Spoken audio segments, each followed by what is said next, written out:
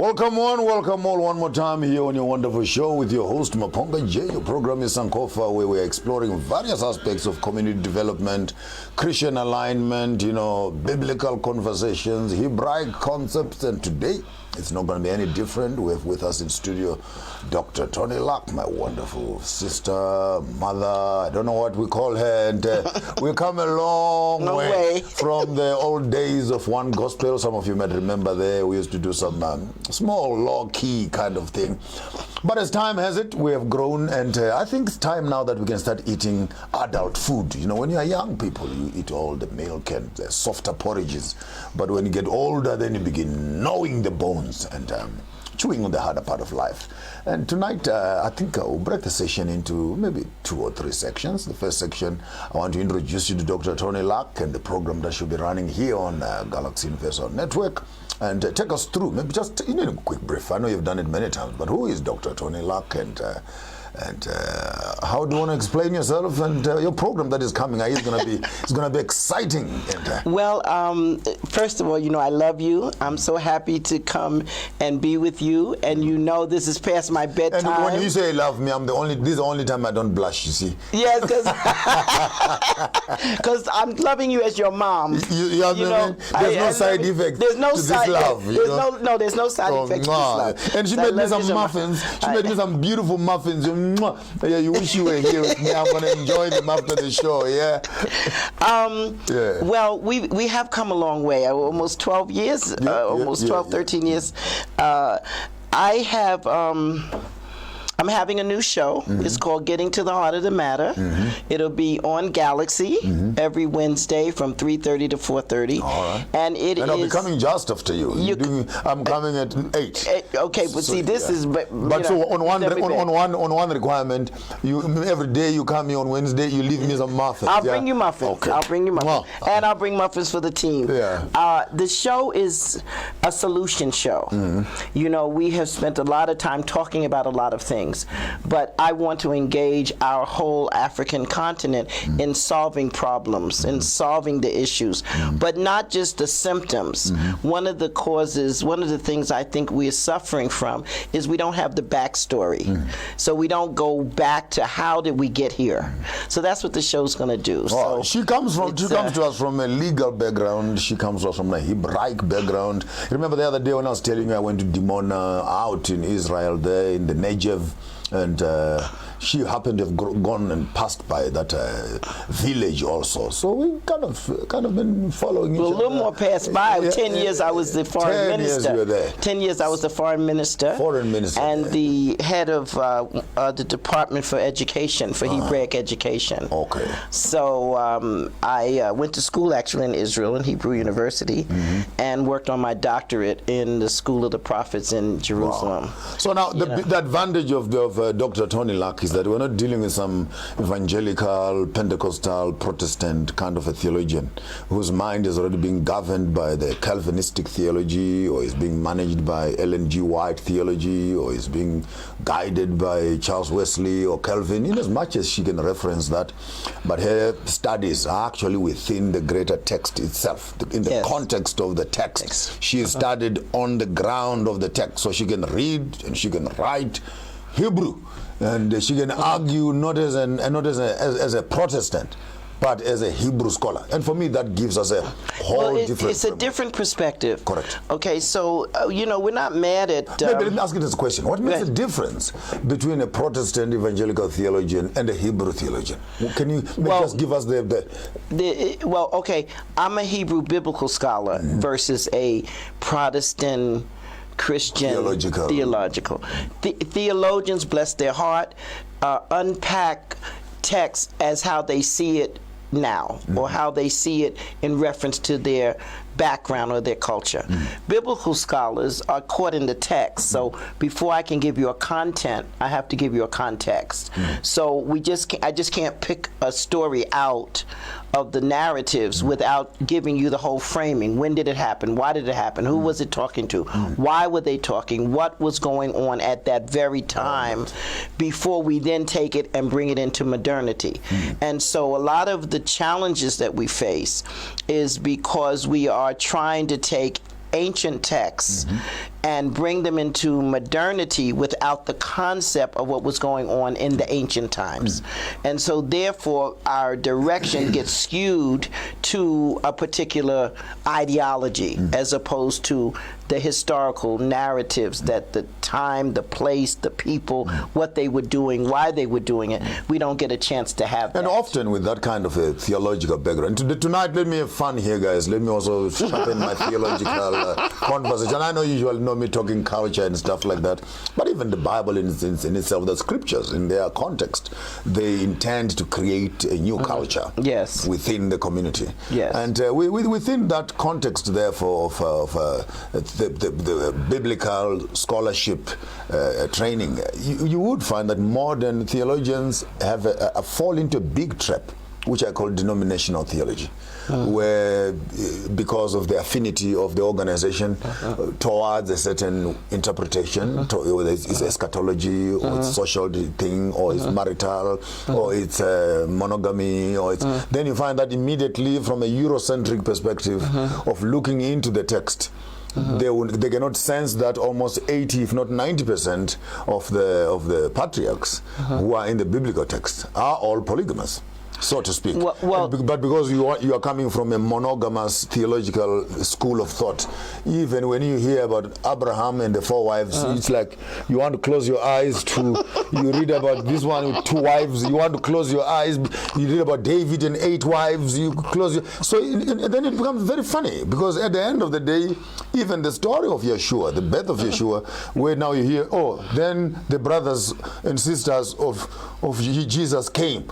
Then you said, but where are they coming from? And some of them were older than him. Now, for you simply to admit that Joseph was polygamous becomes such a nightmare, because it's even a shock into the system, because your mind is coming purely at a monogamous sort of a perspective, so that even the polygamous view of the text, you deliberately begin to ignore that and uphold, as it were, a monogamous theological perspective. And so that's what we're going to be talking about today, actually, in terms of our conversation. Now I need to take my little paper and write, because let's go back to the first words you said. A Eurocentric based dynamic causes all of these issues from a book that's an African-centered book. So we need to start out with, where is this story? Qualify that for me. Okay. This African-centered book. Well, I mean, the Nile River, the countries, the oceans, they're in Africa. The story that we are using as a basis for our religious hegemony, as we're using for our religious relationships, are happening on the physical ground of Africa. So let's just get that first. Okay. The geography. The geography, we can't get out of it. And so we've ignored for almost, I don't know, since Yeshua came and before, we're ignoring the geography. We're also ignoring, which comes with geography, is anthropology. So we're ignoring the very people who this book is talking to. And so by the time, and then we're ignoring, for example, we're calling Genesis to Malachi the Old Testament. It isn't. It's the Hebrew scriptures. It's the conversation that the Most High God is having with a people. The reason for this conversation is so that he, God, she, because Mother, Father, God, so that we get everybody in. Mother? Mother, Father, God. She's getting more complicated. Okay. Let me just hold you right there. Because I think what I want us to do today, because this is Culture Month, I'll be pushing here from pillar to post, because I will also want to pick up from here the Hebrew culture. Because I think marriage in itself forms part of the culture. Absolutely. It's the beginning. This is the beginning It's of the culture. beginning of culture. So we are still in context. So in the midst of it, I would want you also to take me through how the Hebrew people get married. Maybe before, towards the end, then we can begin to talk about Christianity that is still struggling to understand the polygamous space. Don't go away. We'll be back right after the break as we begin to unpack the issue of polygamy, pornography, biblical interpretation, and above everything else, is it still valid that in the 21st century, if you claim that you believe in the Bible and yet you undermine and overlook polygamy and you uphold monogamy, are you being biblical? Are you being scriptural? Can you disfellowship someone because he has married a second wife? His first wife, one woman, biblical, two women, unbiblical? All those questions and more. Here live with Dr. Toni Luck on your program Sankofa. Don't go away just after the break. Getting to the heart of the matter is courage. Getting to the heart of the matter is transformation and passion. Starting from the 7th of October, from 3:30 to 4:30 Central African Time. Please be sure not to miss it. Hello. The fourth industrial technology era has forcefully changed how every profession has been working for its clients. The world has become smaller than what we used to think. Imagine the ease of talking to a person who is in Australia, China, or Germany while you are in South Africa, as if you're just next door. The ease that globalization and the fourth industrial technology have brought to humanity entail doing business anywhere in the world as long as you have the purpose and the means. It is our expertise as MB Chabangu Incorporated to advise clients immigrating to South Africa on various permits and on opportunities for travelers who intend to sojourn in South Africa for a longer period of time. Ṣé wá rí pé ayé náà ti kéré ju èyí tí a rò lọ, nítorí náà ìmọ̀ wa ní ìsìlọ̀ àti òfin àgbáyé ṣe wá ní ọ́fíìsì àkókò lórí àwọn ìṣòwò ilé àti ìgbaniláyé láti gba ìwé ìrìnnà fún iṣẹ́ okòwò. Ho MB Chabangu Incorporated re ba eletse dinotari le basebedisi le di office tsa rena kwa Pretoria, Johannesburg le Bloemfontein. MB Chabangu Incorporated e humanega ga bonolo go bareki ba rena. Go humana tlhagiso leseding ka botlalo re kgopela le re leletse mogala go 012 341 4187 go ba le re ngwalele lengwalo tsebile go admin@chabangu.co.za. MB Chabangu Incorporated, mo mathata a humanago tharollo.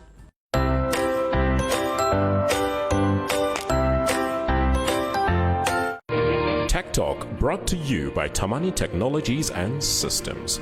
Tamani Technologies and Systems takes leadership in fourth industrial revolution. The whole world is facing a transformation. The revolution will be developed into the following stages.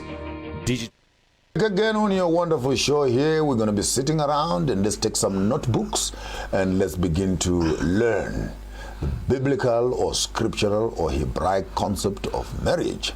Over to you, madam. All right, so after God makes everything good, the two things he invents, which we are finding under attack, is humans.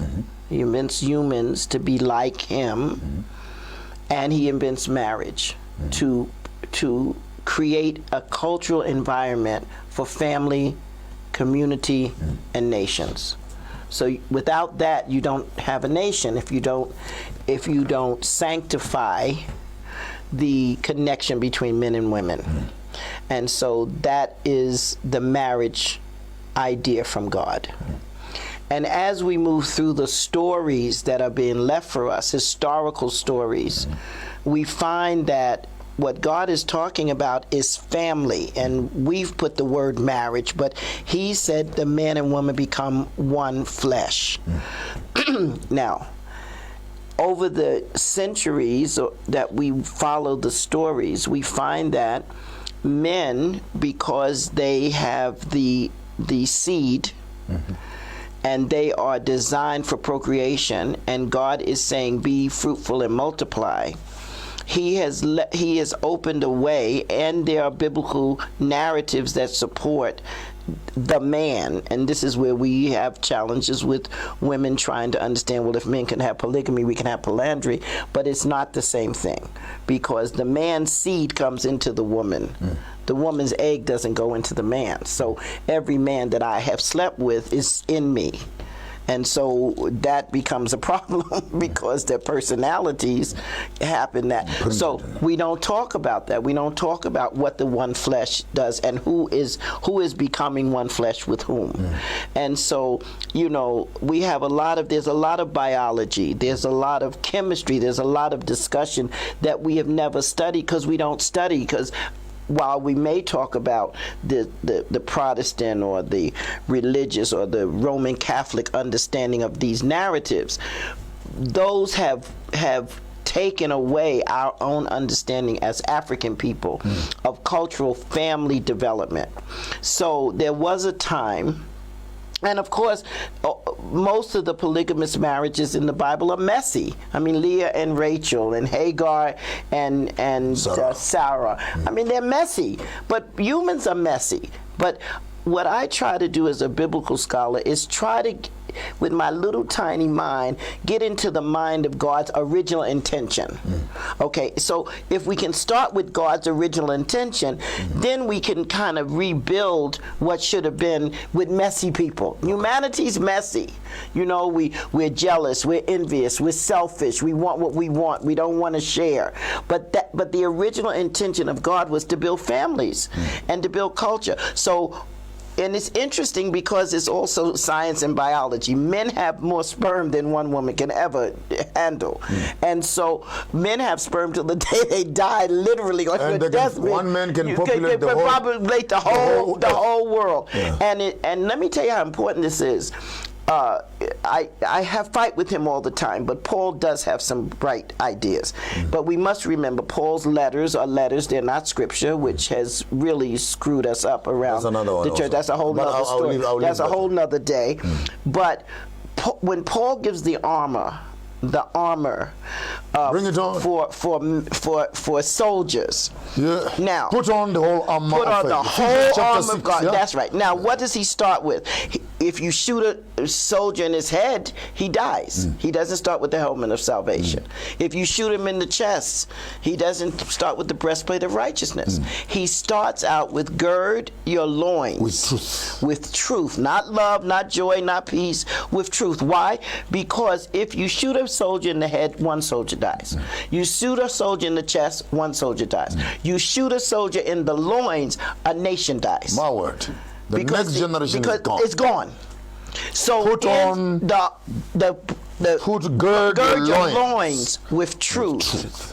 Now, so the real belts that men must put on is the gird your loins with truth. My word. Now, how is this important as it concerns polygamy versus monogamy? Okay, so now in the monogamous world, not only do we spill not only is $91 billion spent every year, $3,450 a second is spent on pornography. So let's say that half of that is spent between men and women, wives, husbands and wives, and they're doing it. And another half is spent on just crazy stuff. So just let's say half of that, $45 billion is spent by. We said how big is the market? $91 billion. $91 billion. That's being moved. Goes into pornography. It goes in pornography. In a monogamous. Political value system. Okay. So let's just say half of that is used by husbands and wives, and they're together and blah blah blah. So it's still $45 billion that's spent by a monogamous world. Okay. Where they're looking for extra. Where they're looking for extra anyway. All right. So, who is that guy? You know, and where did he come from? So look at what we say. When men have another woman on the side, we call him a cheater, we call him a liar. He has to deceive, he has to trick, he has to create stories. He has to have 3 Christmas dinners, 4 Valentine's Day. And 4 cell phones. Poor baby. And 4 cell phones. He has to have cell phones. He got to hide them. Now, everything about this connection that God has created makes you one flesh. So now the most significant relationship a man has is with his woman, and that's a lie. Then we want that guy to get out of a lie in bed and be an upstanding official and an upstanding leader and an upstanding pastor and an upstanding man. How? His fundamental relationships are deceiving and are lies. So monogamy has created that as an environmental reality that we suffer. That's the first thing. So that's the man. So we've taken men who are supposed and made them liars, deceivers, cheaters over a tiny little small piece of real estate that God put in the earth for I like the pleasure. concept. I like the concept of the estate because I come from farmers of thought. So you understand? we have these are the farming area It's here. farming area. Yeah. Okay, so we've made it dirty. We've made it nasty. It's supposed to be the place of love and procreation and pleasure, and we've made it awful. Okay, so that's the man part. So we've turned millions of men into cheaters, liars, and frightened, scared to get caught. You know, who's gonna look at your phone? So that's a problem. They put a cartoon the other day. One man had died, and then the wife was about to open the cell phone. He literally was waking up from the grave to grab the phone. All right. Now, but over and above what happens to men, we have the problem with women. So monogamy says, I have to take you from a woman. So now we have women's anger, women's angst, hatred among women. Ain't I a woman too? We call that woman at home she, her. So now we have all of this spiritual energy that, and we call these women home wreckers. home breakers. Home breakers. So now women are carrying that. I took him, he's mine, I want him. Well, okay, so whatever it takes to do that, which means you break the other woman, you break the kids. Let's talk about them too now. So we have a heritage of kids who are now all displaced, no father. He's gone off to another woman who have children, who he takes care of those children, and these children. And he leaves his children behind and looks after another man's children. And now we have this whole mess. Okay, that's what monogamy has spawned. And where did it come from in terms of words to the African people? A letter by Paul, who is a single man, who is in many ways, bless his heart, a misogynist, not really coming from a very narrow Pharisaic mind about where women stand in the hierarchy of life, ignoring all the things Yeshua did to elevate women. He goes back to before Yeshua. To become another Pharisee. Okay, who Yeshua is already problematic about Pharisees. And he says one line that we just misinterpret all the time. A deacon or leader should be the husband of one wife. So I tell men, don't be a leader. Don't be a deacon. Because he's very specific. He's talking about a group of people who are going to so-called lead the church.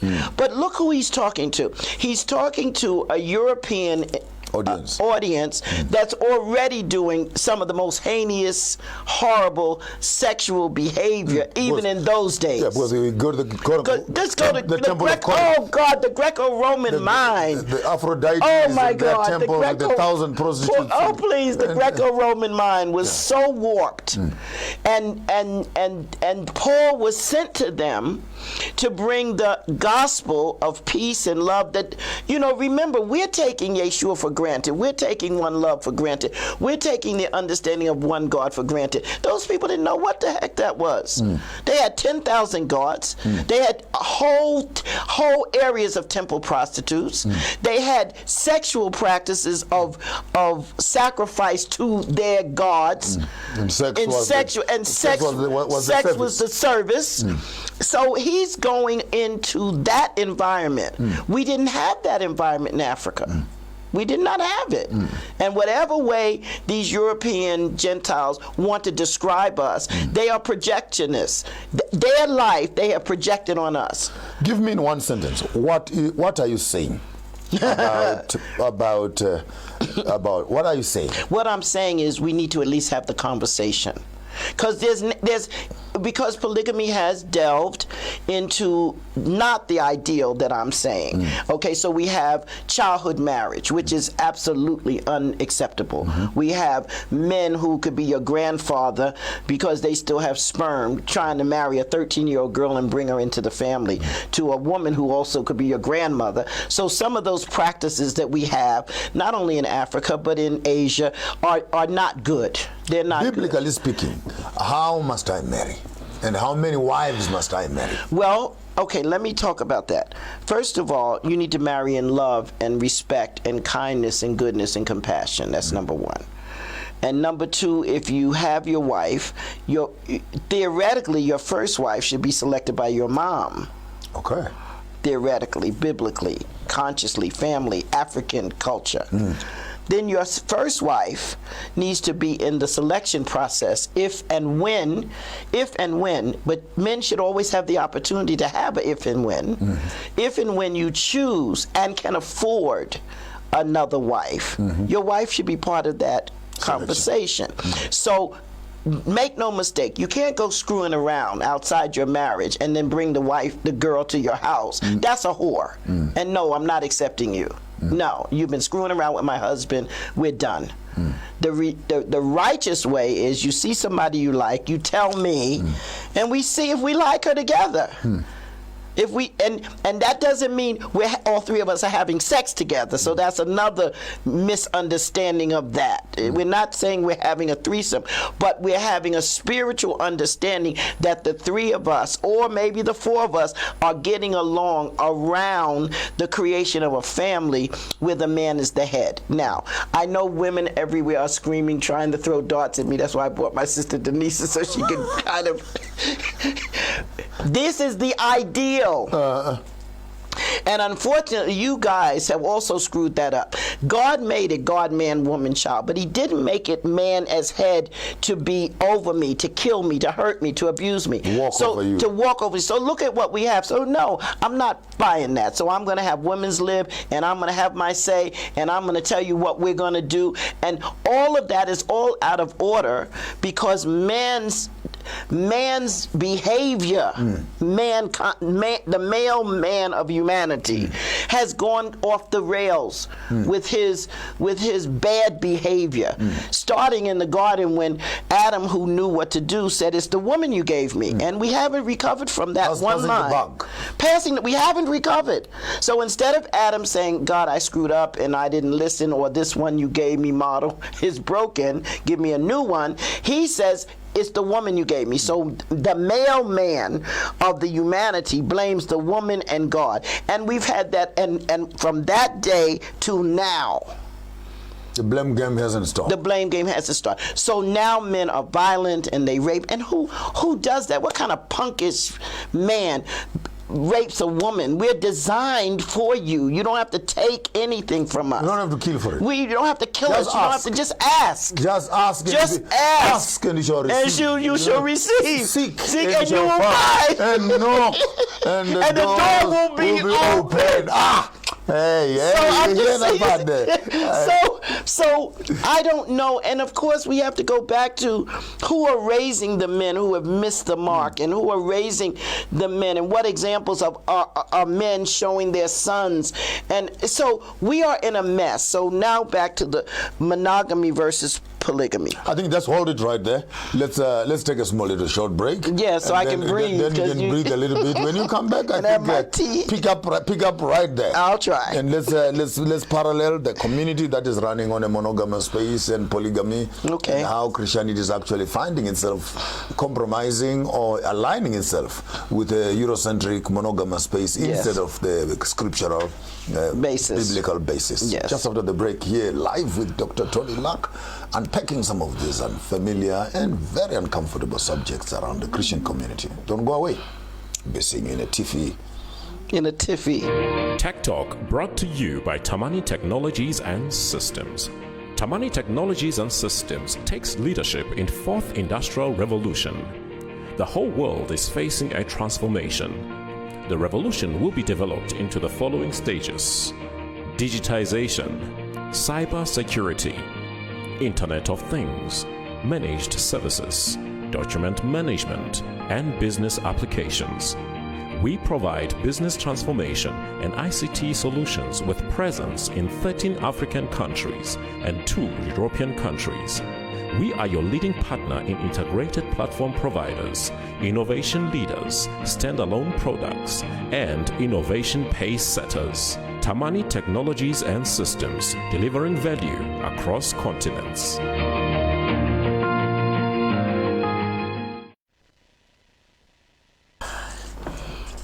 But you're doing fine, Doc. Are we?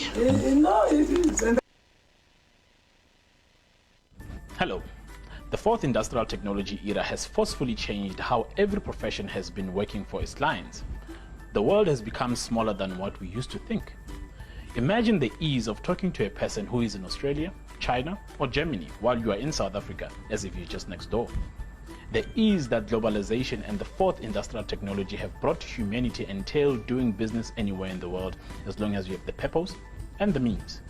It is our expertise as MB Chabangu Incorporated to advise clients immigrating to South Africa on various permits and on opportunities for travelers who intend to sojourn in South Africa for a longer period of time.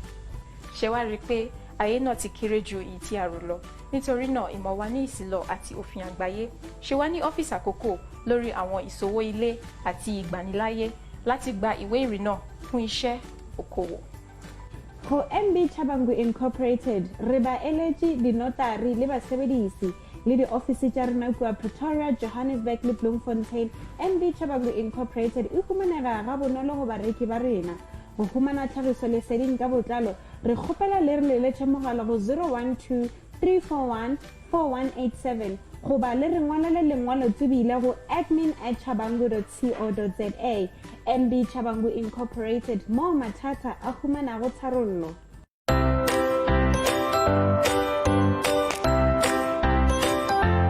Falls in the well taken. Welcome one, welcome all again on your program here, Sankofa, live with Dr. Toni Luck as we are exploring the greater parts of the biblical marriages, so to speak. And on our thinking tool again, come with me, how were marriages happening in the past? How are marriages happening in the present? And as we are looking into the future, how are these marriages going to be looking into the future? What is the African concept of marriage? What is the Chinese and the Indian and the Asian methods of marriage? What is the Northern, the European methods of marriage? And ultimately, what is the Western, the Americans, and the rest of them? How do they marry? Are Africans getting married here, or there? And while we're getting married on the still, remember this is my thinking tool, and I want just to torture Dr. Toni Luck here and throw a little bit off the rails and see exactly when we are saying Africans must get married. And I think if she is saying that our marriages must be rooted on an African concept of Ubuntu in terms of community building, then we need to understand how much pressure is China, how much pressure is Europe, how much pressure is America actually pressing on the greater Africans as far as our marriages are concerned. And are these marriages that we marry here surviving here? When you want a white wedding, you want rings, you want this, you want flowers. Who eats flowers, for crying out loud? But anyway, so by the time you're working backwards to say, is it possible that you can get married here in a European space and they want to come and function in an African space? I want you to take us through the greater space of marriage, and particularly polygamy and monogamy, the biblical, to use polygamy actually as a way of correcting social ills, as you had already mentioned. There's a massive social ills in monogamy. I mean, you know, we've been doing research all day, and when we asked to do this show with you, most marriages that end in divorce because of another woman. So that is torture to the woman at home, it's torture to the children. The woman who has come in to break up the home, that energy is going somewhere. So it can show up in her body as cancer, it can show up in her body as mental illness, it can show up in her body 20 years later, something happens to one of the kids. So that whole idea of trauma, PTSD, of breaking up a home for your own personal selfish greed. And a woman destroying a home for another woman. For another woman. Let's just deal with that. And I know why people not join the family? That's the point. And I know people say, well, the man's in it. Yeah, but y'all are guided by your small head. So I'm not getting you off the hook, but I'm saying we as women could think about this differently on how to create families as opposed to destroy families.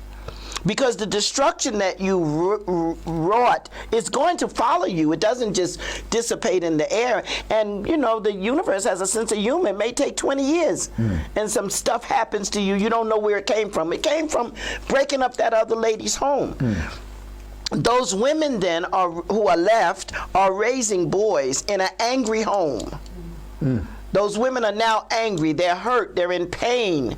You don't think that's going to fall on the boys? So then when we're looking for a reason for all this anger that the boys have toward women, you know, since you can't beat up your mother, the next best thing is this woman that you're now with. It's all of this is connected. Let me share a story. All of this is connected. Let me share a true story. Okay. This woman says, my husband is cheating. I will not put up with this. I'm done. She's got 3 children. Packs her bags, leaves the marriage house. Yes. Where she's the first wife. Yes. And she went on to queue at another men's mercy, where she was girlfriend number 4. You subtract yourself. I know this sounds very horrible. No, it's not. You take yourself away where you are the queen of the house and because you go your husband somewhere. is cheating. Right. And 3 days later, now tell me with 3 children, you are going to find a fresh young boy Where? Who has no child, Where? Who has no Never. girlfriend. So Never. she ended up actually as girlfriend number 4. Or she ends up alone. Now, this is the thing. Most divorces about another woman is initiated by the wife.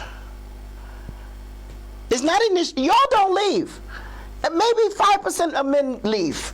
But you could stay because you know you want a little bit of this, a little bit of that. I ain't mad at you. There's a way to do it so we're all feeling better about ourselves. But women find out their husband, first of all, this is the problem. Words like cheating, words like screwing around. We have picked up this Eurocentric mind about that instead of saying to our husband, okay, sweetheart, if you see someone, and let me just say this, and I don't have any empirical information. I just feel like I have spiritual connection with God.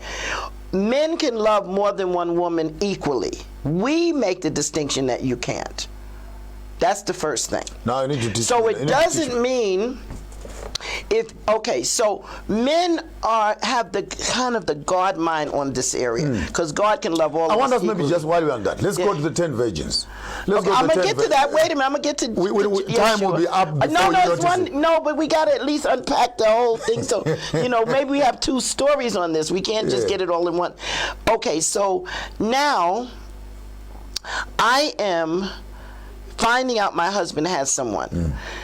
The logical thing for me to do is to ask him to bring that woman into the house, as opposed to putting him out of the house to go to her and breaking up my house, or packing up my kids and leaving the house. Ladies, let me summarize it for you. Ladies, we got some new recommendation here. If you hear that your man has got another woman in the line, in his life, it's not his life. You already have it's our woman. life. Our life. So that's the best way of solving it is not kicking him out of the house. Rather negotiate.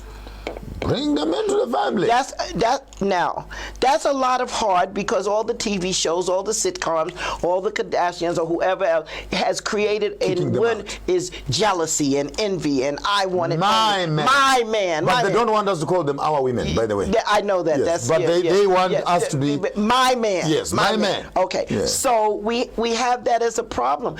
All I'm saying to you, Bishop, is that we need to at least in this day and age have the conversation. And because there's a lot of problems in the polygamous idea. Our divorce rate is sitting at 60%. Or 60%. Or more. Yeah. And in I think it was Algeria, 78. In America, it's pushing like 70. And these monogamous things. And all so basically you end up with one husband and on the fourth rebound, the third rebound. He's a serial polygamist. He's a serial polygamist. One. But the women that are left in pain. They're left in derision. They're left in despair, damaged, and they're raising children. And some of them also go out and say, in that environment, they did it to me. I'll do it to somebody. I'll also do it to someone. Yeah, I had another comment. Someone said, no one owns a man here. Yeah, no one owns a man here. So I here. can take him. So imagine the words that women say, I've taken him. I'm taking him from you. Imagine the violence that engenders in the environment. So all I'm saying to you and the listening audience, and hello, how are you? Good evening. Mama T's still awake. It's amazing. Is at least we need to have the conversation. And the Greco-Roman Roman Catholic / Protestant environment has caused us not to have the conversation in an African context. And that's what we need to do. We need to get back to the Ubuntu, the family, the community, how we do it, how do we raise the children, how are all of these our children. You know, it takes a village to raise a child didn't come from nothing. It came from a historical context. You know, it doesn't belong to Hillary Clinton. It belonged to us. We understood that from years long because everybody's children are our children. But in reality, it used to be real. A man had maybe 4 or 5 wives, and all of those children of the seed of the man belong to the man. So we've even created a world where when a man drops his seed, he can just leave it and leave the woman with the child. That's not biblical. It's not historical. It's not African. The seed belongs to the man. I have the privilege of carrying my love's seed and nurturing it and growing it. And you have I have the privilege, but you have the responsibility to take care of me. Okay? And it has nothing to do with who makes the money and how that. It's the whole idea of having a covering. We've lost all of that. Why? Because now the men's are liars and they're cheats and they're hateful and they abuse us and they beat us and all of that is just due in craziness. Let's push a little bit further. The 10 virgins. All right. Now, Yeshua, who is the master teacher, when people say, no, it's not New Testament, which is already, the words are crazy. There's no such thing as the New Testament.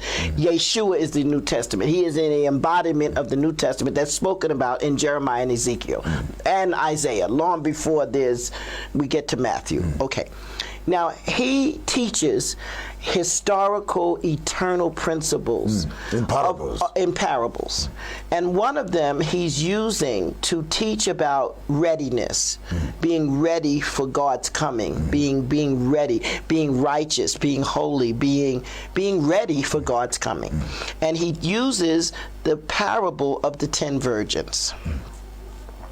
Which is striking. In my head is already flying. Which is so striking. Marriage must happen in virginity. First of all, marriage must happen in virginity. Which, for lots of likely reasons, when you marry a woman who has been with other men, you're marrying the other men. So that's a whole biological. So there is also a moral. There is a moral, and there's definitely a moral. So now a bridegroom is coming.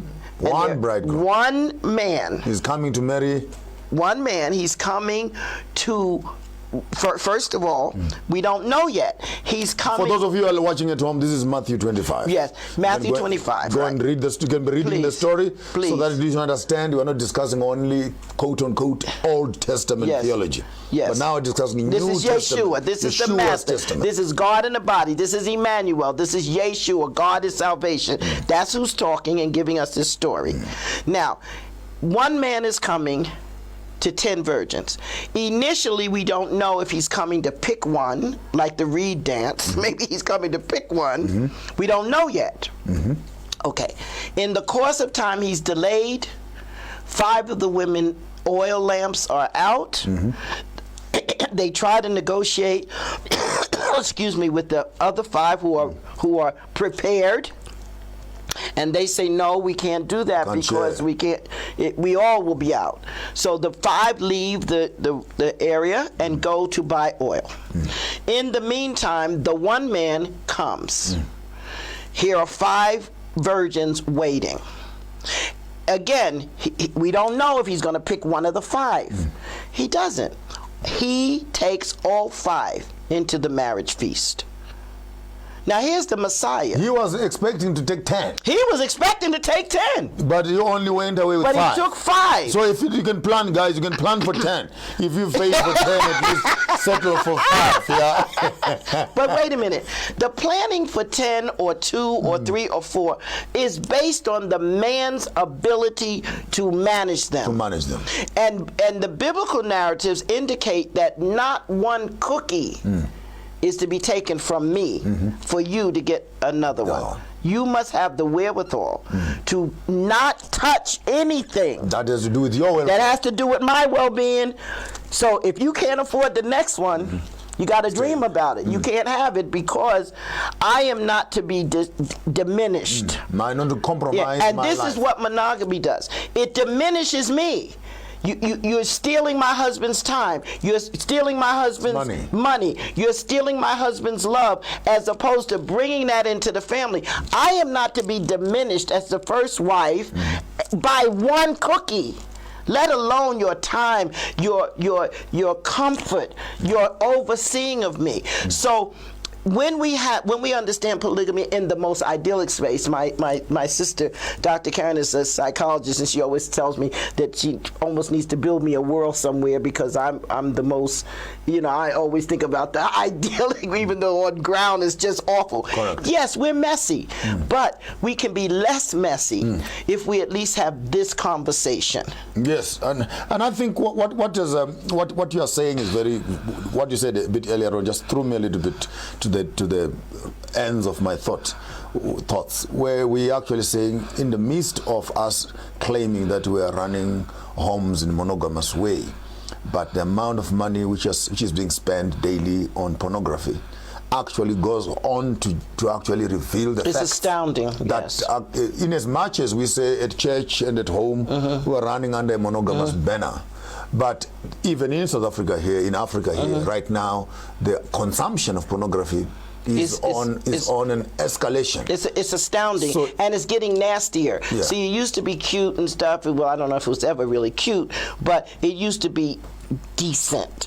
Now it's nasty. It's children. It's animals. It's bestiality. It's all of that because we have feeding into the lowest passion expression. Yes, the lowest instead of the highest. And so when we create Ubuntu families, I'll call it that, African families, because I don't even like the word polygamy. Who gave us that? Polygamy is a Greco-Roman word.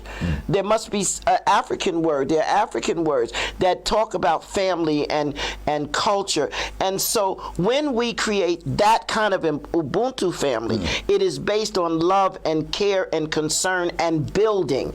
This other thing is based on tearing down. When we come back after the break, I'll throw a curveball at my Dr. Toni Luck here and ask you about polyandry, and women also want to populate themselves with more men. Don't go away after the break. Why do you have to say?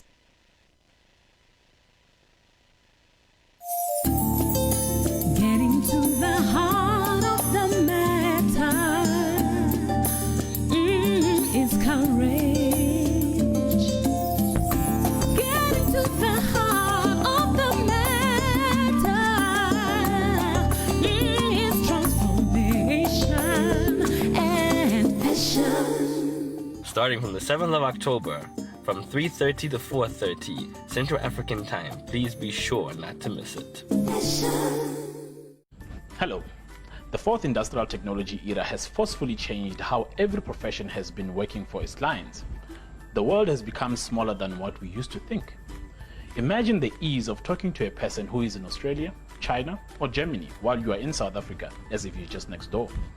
The ease that globalization and the fourth industrial technology have brought to humanity entail doing business anywhere in the world as long as you have the purpose and the means.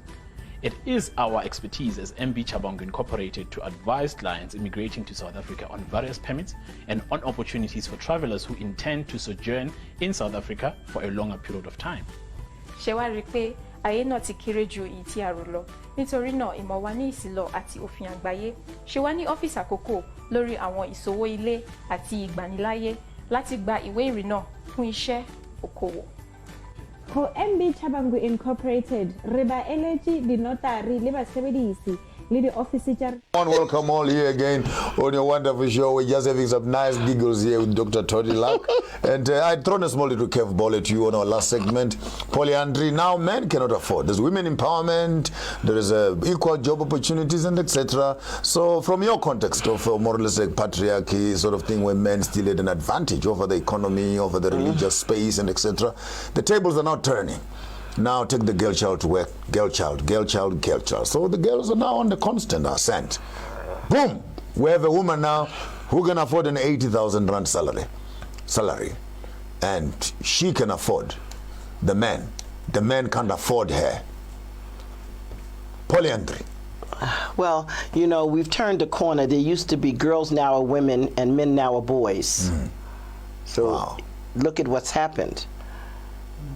Now, we used to be girls, now we're women. You used to be men, now you're boys. And I do have a problem with that. I don't have a problem with God, man, woman, child. I have a problem that men have been idiots to take their proximity of Advent and turn it against us. I have that problem. And so, yeah, hell yeah, I'm going to fight you about that because I don't deserve the abuse of that. I was made to serve you. I was invented. In fact, the Hebrew scriptures are the only place of the invention of women. There's no other. Will you be prepared, doctor, to become a second wife? Oh, I will only become a second wife. Why not? Or a third wife even. Okay. Because I don't. Okay, so that's the responsibility is less, at least. You don't. Not on that. Sometimes God has empowered women. Yeah. See, I have a problem with words like equality. I think it's equity and justice. Okay. I don't want to be equal with you. I'm very happy the place God has given me is so fabulous. First of all, I got all this other stuff that you don't have. Okay. Okay, I have the only sexual. You didn't have to emphasize it. I'm just saying. I could see the fingers. That's right. That's right. I got all this stuff that you don't have. Right. I have the only sexual organ between us. Yeah. Wow. That you don't have. All the other things we use for sex do other things, except this one thing I have. Okay, use your imagination. Okay, so I don't need to be you. I need to be me. And because I ascribe to the biblical narratives, I'm not making anybody else subscribe. I'm going to believe the way God told Moses. I'm just going to believe it. Okay. So the only place in anybody's cosmology of the creation of women is in that book. Okay. And the purpose that I was designed for was to help you take dominion. All right. Now, but I'm all of you and all of me. So I am. For guys get rid of, this is why guys get mad. I'm smarter than you. Why? Because if I'm going to help you, shouldn't I know more than you? Of course. I was made to be a helpmeet. And it's a word called Ezer Nikadote, and the only other Ezer Nikadote is God. So I'm not just help, I'm godly help. Godly help. I'm godly help. The real support. The real support. And if we go to the astrological understanding of the rib that's been taken, it's called a floating rib. There's floating ribs in our body. We have 2 of them. And somehow these ribs, and this is biology, these ribs have a mind of their own. And when parts of your body are under attack, like your heart, your liver, or your kidneys, these ribs go into place. Go into place. And so I had the joke the other day that if it is true that actually God pulled out a rib to make a woman, then every time, if it was practical, that every time you have a relationship with another woman, a rib will be taken away. Many men will be running around with no rib. With no ribs. You're so silly. Anyway, in conclusion, with exactly 3 minutes left. Let me just say about the polyandry. The problem is we are receivers. Everything about us is receivers until we push out, like when we have to milk our children, for example. So every time we engage with a man sexually or intellectually, we receive that man's seed. So I'm not designed to capacitate 8, 9, 10 seeds. Then if I have 5 men and I get pregnant, whose baby is it? So it's not about being equal. It's about being practically honest about what my role is. Now, just 1 minute. If I have a capacity for law or mathematics or economics or all the wonderful things women can think about because we are smarter than you, I need some help. I need a sister wife.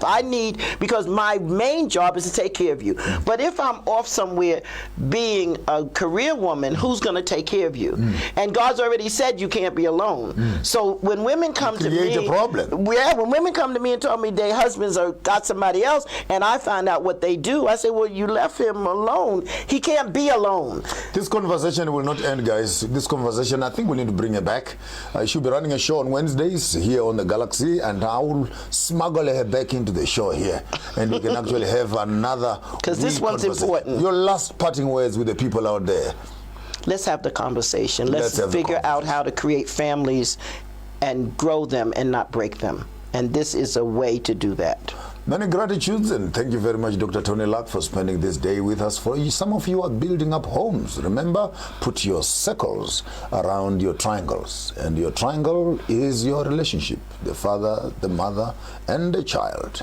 And the community must constantly be protecting these triangles. Then we can build for ourselves as African people stronger families. That's why in African villages you still find those triangles, and where women are cooking food from there, the pyramids and etc., the symbols on all our art forms. That triangle represents one of the strongest elements that we have. Absolutely. Even in terms of humanity, emotional, mental, and etc. You can go to town and argue about all those other things, but it's important that we stop catching feelings here. Let's study and let's find what works. We have lots of community ills.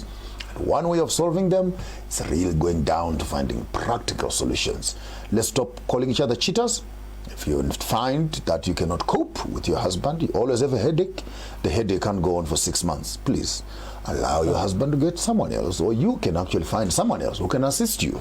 Because while he's sitting there and you're having headaches for the next 6 months, what do you think will be the result of your headache for such a long time? So maybe a little bit more of sexual Get a therapy, sister wife. theological discussion. Let's talk about Get a sister wife as Doctor is saying, to help you. Get a sister wife to help you. Your host Maponga Jeji Garambo Garamashamba Huda. Chira nabana wanji bobo kobana chitanga garama tanda no bora. Tismana chigarama kwe chibe chiteza chinotezera wari kuri wari pedu wanatambana cho mtambo riparu ware. Wanapembera na machira machena chinamba kusesera mponanga kubwane masha kumagaro. Chira nabana wanji, until we see you again, don't do what I wouldn't do. But if you decide to do it better.